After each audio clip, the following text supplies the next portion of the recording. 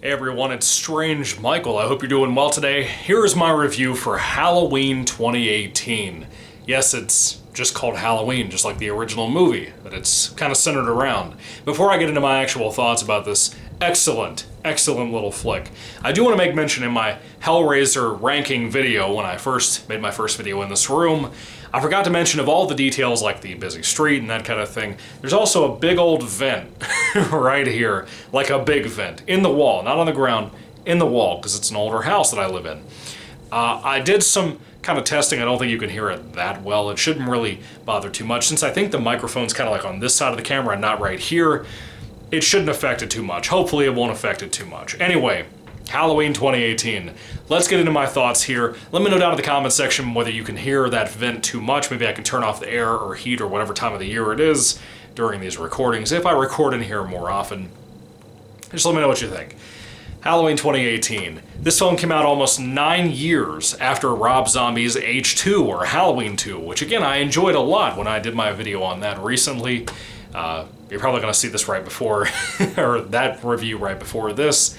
Halloween 2018, I'm kind of sad that Halloween H3 or Halloween 3D or whatever you wanted to call that movie when Rob Zombie was still attached, when they were going to make it back in the day. I'm kind of sad to see that film not get made. I read the script and I was like, you know, this is pretty cool, as I said in my H2 review. Halloween 2 wasn't so bad. This film decided to do something different. Of course, Danny McBride and David Gordon Green decided to come along and say, you know what, with Blumhouse, let's try to work with John Carpenter and really get a good idea. And they decided essentially to ignore everything from the franchise, everything you knew from Part 2 onward. Everything. All of Part 2, 3, 4, 5, 6, H2O, Resurrection, and Rob Zombie's films 1 and 2, and just include this as the original movie that this ties directly to. Technically, this is the new Halloween 2. It's the third Halloween 2 that we actually had. And it did the dumb thing that Scream did, and so many movies typically do nowadays as the requel, as Scream 5, or just Scream as it's called, referenced it. It's called a requel, a reboot sequel. It only ties directly to this film. It ignores everything else except for kind of references here and there to a lot of your favorite films. Halloween Kills does the same thing, the first sequel to this. So technically, there's 4 films in this David Gordon Green Blumhouse quadrilogy or whatever, if you include this. But I'm gonna tell you, this film is a lot better than this movie. But this movie, when it came out, remember when the trailer dropped for this film a few months before the movie dropped? Remember people like, like, what is that kid's name? Elijah Wood from Lord of the Rings. Remember the excitement online from celebrities, from us, from the fans, from everybody. Even people who are just slasher fans, who weren't fans of Halloween, because a lot of these films didn't really, tickle their gizzard a little bit. Halloween 2018 was a special thing, and when it came out, it united everybody. Everybody was so excited for this freaking movie. And when it came out, it made a shit ton of money.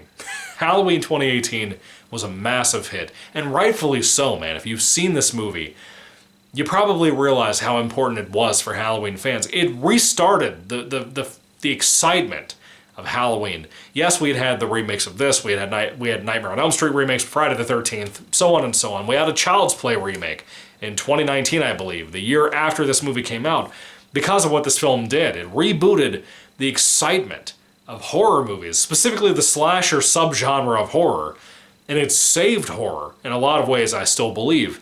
Yes, I have my issues with it. Yes, the third act is a little messy. There's some other things in here involving cops and the husband character in here that are kind of messy. Yes, I'm not a big fan of Jamie Lee Curtis, who comes back for this movie for like the 3rd time she's returned for the franchise. Yeah, I'm not the biggest fan of her, but a lot of things in here are done right.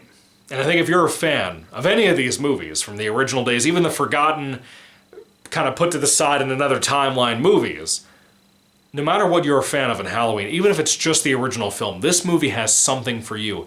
Even if it's something as far and detached as Halloween 3, Season of the Witch, which is just a great movie, a phenomenal film that's kind of detached from the rest of the series, being the first of the standalone ideas that everybody hated for whatever reason, aside from Michael Myers isn't in there.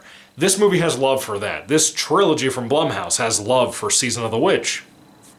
Halloween 2018 did what I never thought could happen. It made Michael Myers scary again.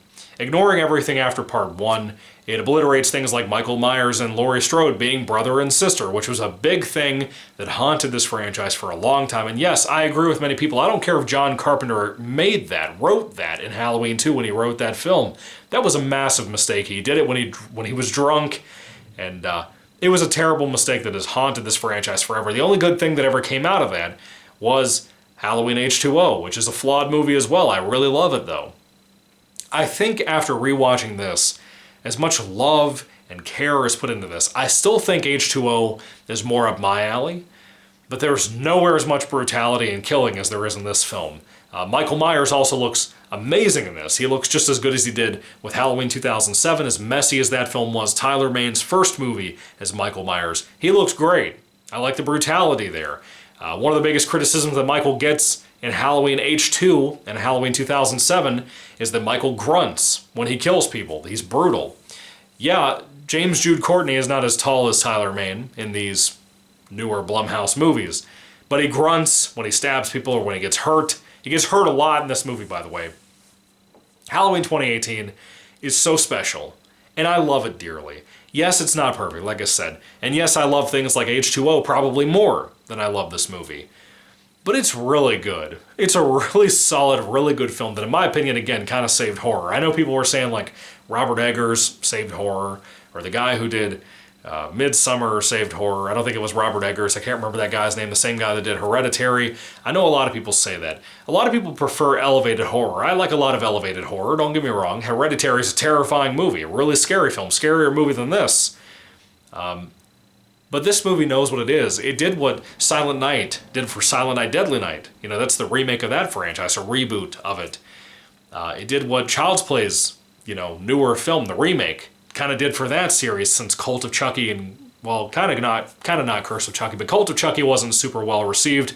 Child's Play's remake kind of rebooted it, kind of did something cool, and now it's forgotten, and we'll never see a sequel probably. But the TV show came out and really re-jumped and re-zapped that series too.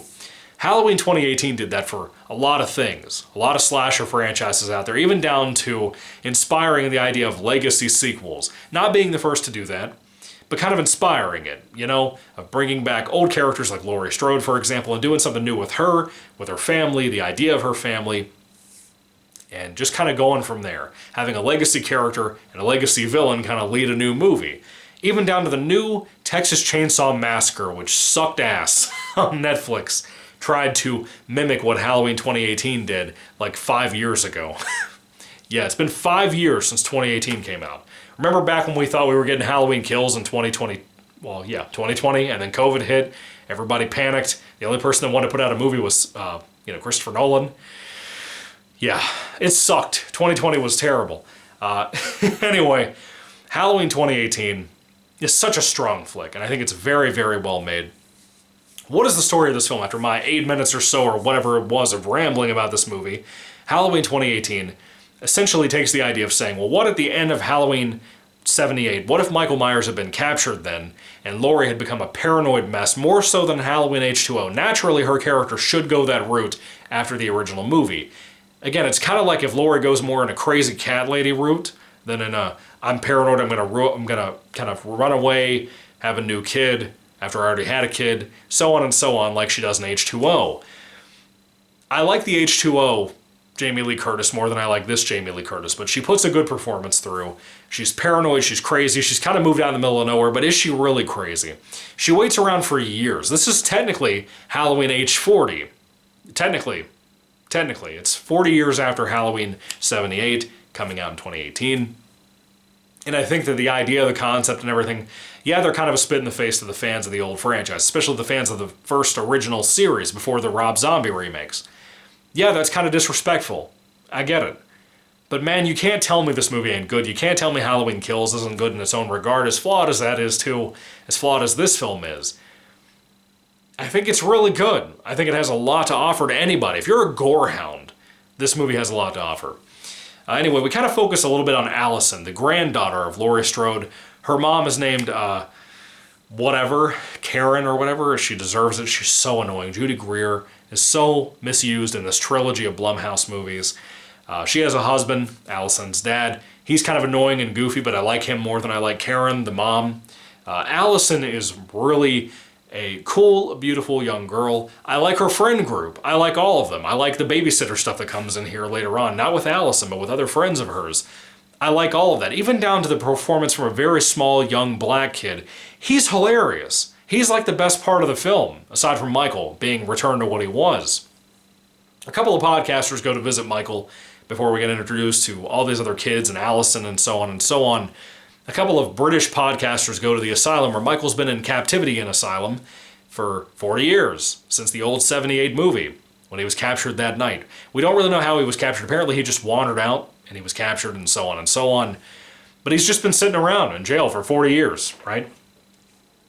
The podcasters come to visit him. They bring either a copy or they claim it's the original mask from back in the day. And they kind of just don't really get any words out of him. Michael Myers doesn't talk. He hasn't talked in forever. Never talked to the new doctor, which, by the way, Loomis is referenced in here a couple of times, as well in Halloween Kills. But it's kind of like he was removed from the case, removed from taking care of Michael after the original movie. And now we have a guy named Dr. Sartain who kind of runs the asylum, takes care of Michael as his doctor and psychiatrist.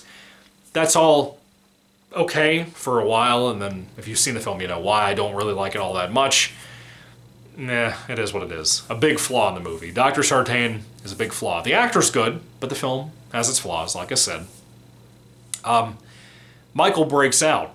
He breaks out. Things go crazy. When he's being moved from one facility to some kind of other jail or whatever, the bus crashes like it happens a lot in the previous original movies. Again, kind of a nice little throwback to that. This film is filled with that, as I said. He gets away, goes on a killing spree, just at random. Again, he's not attached and chained up to a ball and chain called Laurie Strode. He can be his own man, go kill whoever he wants. He's not tied to killing her. So a lot of these newer films from Blumhouse are focused on, and when he gets out of this situation, for example, he just wanders around and goes house to house in a neighborhood killing everybody. Just stabbing everybody, just at random. And he's kind of robotic. James Jude Courtney's performance as Michael, not only the look of Michael is phenomenal, I think it's the best it's looked since Nick Castle, back in the original movie. I think it tops pretty much the look of every Michael in every movie, in my opinion. I think this time around I like him more in look than I did the Tyler Mane film, the 2007 movie, where he's classic Michael, before he became Hobo Myers, which I also like. But still, I think James Jude Courtney's performance, but also the look of Michael, is very robotic. It's so good. The mask looks good. The outfit looks good. Anyway, he got his mask and everything back, as you can tell, went after the podcasters. I remember when the trailer dropped, and the kind of iconic moments that we had in the trailer alone that were in this movie, that were just a slim picking of some of the iconic moments from this film. This movie did so many things. It not only kept that supernatural-esque feel to Michael in the tone of the movie alone, and in the performance, the writing, all of that stuff, but it also said, you know what? Michael can also be hurt. We forget that all the time. Michael can actually be hurt. He can't just bounce away from everything. This version of Michael is also human. He can be hurt, maybe not killed, we don't really know yet. With the newer film, Halloween Ends, not coming out. We don't really know. But he can get hurt, and we don't avoid that. That's a really great thing in this film, alongside all the other pluses in the film. So essentially, Michael goes around killing people, is what I'm trying to tell you in the story, and Laurie goes in panic mode when she finds out, and she tries to kill him after she tries to put her family in protection and whatever. The family relationship amongst Laurie and her kid, or her daughter Karen, and the granddaughter is very complex, and I like it a lot. I think it works so well. I think it's really what connected to a lot of people when they watched this movie for the first time back when it released. And it's good. It's really good in my opinion. I think it really, really kind of comes together, comes full circle in a lot of great ways. Hold on. Trying to make sure I mute my alarm on my phone. I'm trying to cook some pizza in the other room, trying to get this done really quick before that happens, and it's done. The character writing is good, like I said. I think everybody's performance is really solid here. Even though weaker characters like Dr. Sartain, there's some twists in here, like I said, I'm not a fan of. I think they kind of suck, frankly. There's some weird things in here, like there's one conversation between a father and a son in a truck that stumble across the crashed bus thing. The direction of that's weird. I don't like it. It feels kind of like a pulling at straws type of thing. It feels like back in the day we make fun of all these things, like Halloween 5 with the mask that Michael wears instead of his in that car, right? When he kidnaps Tina or whatever. We make fun of things like that. We make fun of the goofy clown music in Halloween 5 following the cops around. We make fun of all these things. And it's almost like this film wants to mimic those goofy moments in the original movies, so it tries to come up with ideas that it's like, oh, remember when Halloween 2018 did that? And how dumb that was? It wants you to quote this movie constantly, which is kind of a bad idea, but kind of an ingenious idea at the same time. I kind of admire it for that, and sometimes it works. But man, there are some moments that are so goofy that I genuinely hate. And every time I watch it, I've laughed in the theaters about it, I've laughed on DVD and Blu-ray about it, I've laughed constantly, even tonight when I watched it for like the 5th or 6th time since it came out. I watch it about once a year. It's one of the really good ones. I recommend it. I still laugh at it a lot. I can't help it. It has some really dumb things in it. But most of it, I think, is extremely well made, very well directed, very well written. The character stuff is very strong, and if you're looking for that, I think you're going to get that. Again, the cinematography of all of it, very fall-like. I really like that about it. Of course, this takes place on pretty much the day before and the day of Halloween, I guess. And it's all working very well for me. Halloween Kills, pretty much a direct sequel the same night, pretty much picking up the moment that this film ends. I like all that too. I'll talk about Halloween Kills after I rewatch it tonight. There's not a ton of CGI. There's a little bit of CGI blood. Very, very little. I mean, like a quick couple of seconds of it, and then that's it. Everything else is pretty much practical effects, which is something that Halloween needs.